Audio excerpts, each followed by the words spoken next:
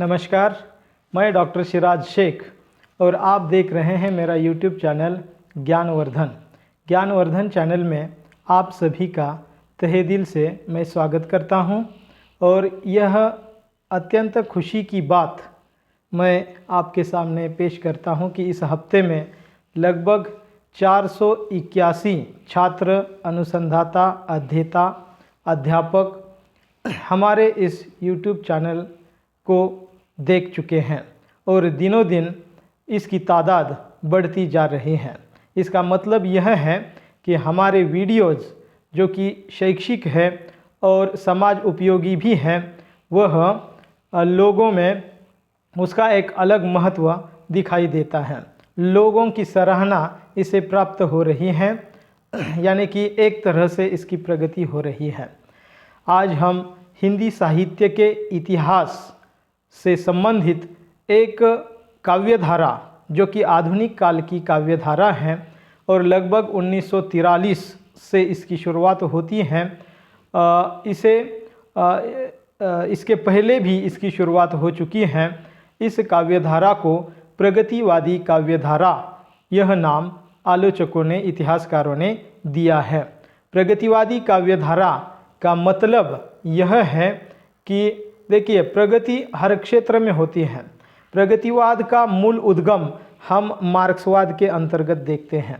Karl Marx जी ने समाज में साम्यवाद की अपेक्षा व्यक्त की थी कि गरीब और अमीर दोनों में जो खाई दिखाई दे रही है या देती है, वह कहीं न कहीं मिटनी चाहिए और एक समानता वाला समाज निर्माण होना चाहिए। इसे ही कहा जाएगा प्रगति। हिंदी साहित्य के अंतर्गत भी यह प्रगतिवादी काव्यधारा हमें कई शतकों से दिखाई देती है। आधुनिक काल के कवियों ने भी इस काव्यधारा को मजबूत करने का प्रयास किया और अपने काव्य में प्रगतिवादी सिद्धांतों को प्रतिपादित करने का प्रयास किया। तो आइए हम देखते हैं प्रगतिवादी काव्यधारा की सामान्य विशेषताएं कौन कौन सी हैं। हिंदी काव्यधारा में अत्यधिक प्रचलित काव्यधारा प्रगतिवादी काव्यधारा है। यह साम्यवादी विचारधारा पर आधारित है। कार्ल मार्क्स जी के विचारों पर आधारित है। मार्क्स जी के अनुसार समाज के दो वर्ग होते हैं, शोषक और शोषित। शोषक वर्ग यानी कि वह किसी और का शोषण करता है किसी न किसी रूप में, और शोषित वर्ग यानी कि जिनका शोषण होता रहता है। प्रगतिशील चेतना से युक्त हिंदी कवियों में निराला, सुमित्रा नंदन पंत, शिवमंगल सिंह सुमन, गिरिजा कुमार माथुर, भारत भूषण अग्रवाल, रामधारी सिंह दिनकर आदि कवियों ने प्रगतिवादी विचारों को अपने काव्य में व्यक्त किया है। ये जो पूंजीपति वर्ग है और कारखानदार वर्ग है, बड़ा जो अमीर वर्ग है, व्यापारी वर्ग है, जमींदार वर्ग है, यह शोषक वर्ग के अंतर्गत आता है। और कारखानदारी में कार्य करने वाले जो गरीब तबके के लोग हैं, वे किसान, खेतीहर मजदूर, ये तमाम लोग शोषित या गरीब लोगों के श्रेणी के अंतर्गत आते हैं। तो इस खाई को इन कवियों ने व्यक्त करने का प्रयास किया है। देखते हैं कि इनके काव्य की विशेषताएं क्या है। पहली विशेषता है कि रूढ़ियों का विरोध, यानी प्रगतिवादी कवियों ने रूढ़ियों का विरोध किया है। रूढ़ी, परंपराओं, धर्म, ईश्वर आदि का विरोध इनके काव्य में दिखाई देता है। मंदिर, मस्जिद, गीता, कुरान आदि पर वे विश्वास नहीं रखते हैं। वे विज्ञानवादी विचारों के पोषक हैं। इन कवियों ने अंधविश्वास, मिथ्या परंपरा आदि रूढ़ियों का विरोध किया है। मानवतावाद ही सर्वोपरि है और मानवतावाद ही इन्होंने देखा है। देखिए एक काव्य पंक्ति, भ्रांत यह अतिरंजित इतिहास, व्यर्थ के गौरव गान, दर्प से महान, अपर मुख म्लान, किसी को आर्य, किसी को अनार्य, किसी को यवन, मनुज को मनुज न कहना आह। मतलब अर्थ इसका यह है कि मनुष्य को मनुष्यत्व की दृष्टि से देखना चाहिए और उसके साथ व्यवहार भी उसी तरह का करना चाहिए। वरना धर्म तो हम करते हैं, लेकिन किसी इंसान को इंसानियत की दृष्टि से नहीं देखते। कभी कभी उसकी अवहेलना करते हैं, उनकी ओर से बहुत सारा कष्ट हम लेते हैं और उसके आधार पर बड़ा बनने की कोशिश करते हैं। इसका विरोध इन कवियों ने किया है। दूसरी विशेषता है शोषितों के प्रति करुण गान। जो गरीब लोग होते हैं उनका यहाँ पर उन्होंने गुणगान किया है। किसान, मजदूर, पीड़ित आदि की यथार्थ स्थिति का वर्णन इन कवियों ने किया है।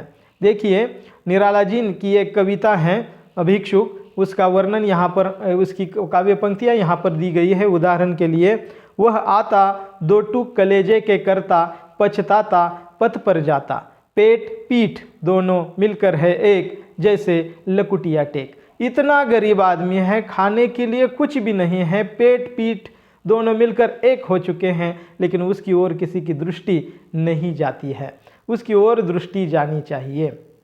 इस कवियों की तीसरी प्रमुख विशेषता है शोषकों के प्रति घृणा, यानी पूंजीपति वर्ग, कारखानदार वर्ग, आमिर वर्ग, इनके प्रति घृणा और रोष व्यक्त किया है इन कवियों ने। कि देखिए कि इसमें एक काव्य पंक्ति दिनकर जी की हम ले सकते हैं।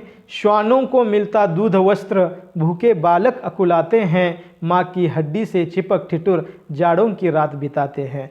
क्या है कवि की कल्पना, देखिए हम बड़े बड़े अमीरों के घर में देखते हैं कि श्वानों को दूध मिलता है, वस्त्र मिलता है, बड़ी बड़ी गाड़ियों में उनको एक स्थान मिलता है और बेड पे भी उनको स्थान मिलता है, और वह गरीब माँ और गरीब वह लड़का या उसकी जो संतान है, किस तरह से हम पुलों के नीचे शहरों में देखते हैं या कहीं जगह पर देखते हैं कि उनको कुछ मिलता नहीं है। तो इसलिए इन शोषक लोगों की ओर घृणा एवं रोष इन कवियों ने व्यक्त किया है।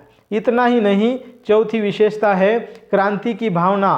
कवि क्रांति करना चाहते हैं, दोनों वर्गों में समानता लाना चाहते हैं, आर्थिक विषमता को समाप्त करना चाहते हैं, पूंजीपति व्यवस्था को समाप्त करना चाहते हैं। यह सब करने के लिए क्रांति की आवश्यकता पर कवि जोर देते हैं। सुमित्रानंदन पंत की यह काव्य पंक्ति देखिए कि इसमें किस तरह से क्रांति के लिए आह्वान किया गया है।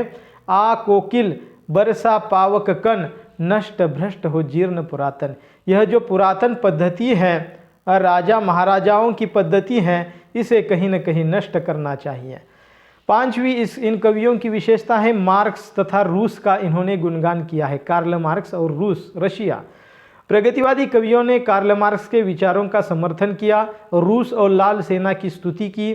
मार्क्स ने जिस समाजवादी विचारधारा को प्रस्तुत किया और उस विचारधारा से प्रेरित होकर रूस में क्रांति हुई, उसका गुणगान प्रगतिवादी कवियों ने किया है।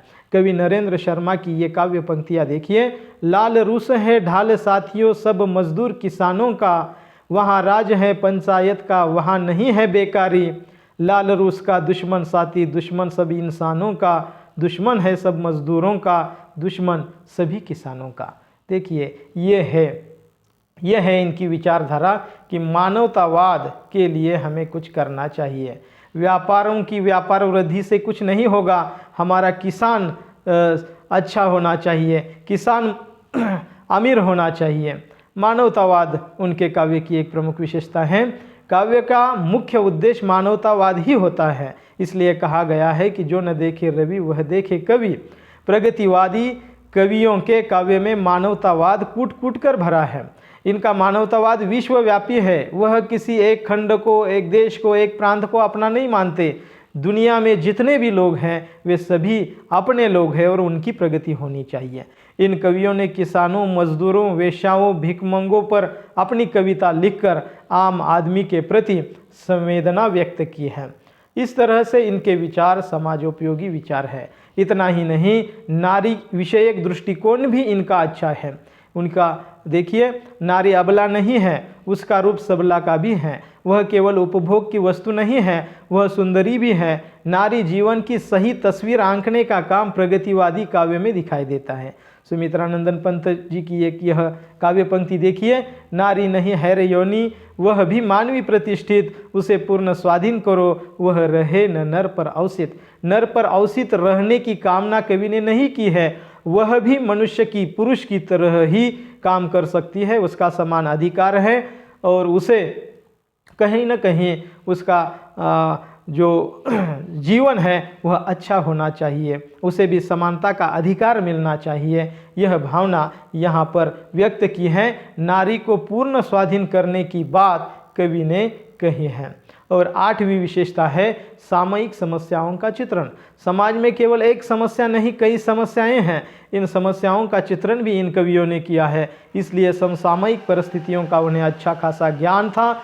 समाज परिवर्तन की चाह रखने वाले इन कवियों ने अपनी कविताओं में समसामयिक समस्याओं का चित्रण किया। महंगाई, दरिद्रता, बेकारी, नारी चित्रण आदि समस्याओं का चित्रण इन कवियों ने किया है। इतना ही नहीं, इनकी कलागत विशेषताएं भी देखने को मिलती हैं। किसी भी कविता को उत्कृष्ट कविता होने के लिए उसमें काव्यगत उपादान होने की आवश्यकता है। प्रतीक, छंद, बिंब, अलंकार, शैली, भाषा आदि सभी दृष्टियों से यह कविता, प्रगतिवादी कविता परिपूर्ण है और उसका एक अलग महत्व हमें दिखाई देता है। निष्कर्ष रूप में हम कह सकते हैं कि प्रगतिवादी काव्यधारा की विशेषताएं बहुत अधिक है। जन सामान्य के हित की यह कविताएं हैं। साम्यवाद का समर्थन करती हैं, पूंजीवाद का विरोध करती हैं। अतः हिंदी साहित्य में इन प्रगतिवादी काव्यधारा का बहुत ही बड़ा महत्वपूर्ण स्थान है। इस तरह से यह प्रगतिवादी कविताओं की विशेषताएं आज हमने देखी।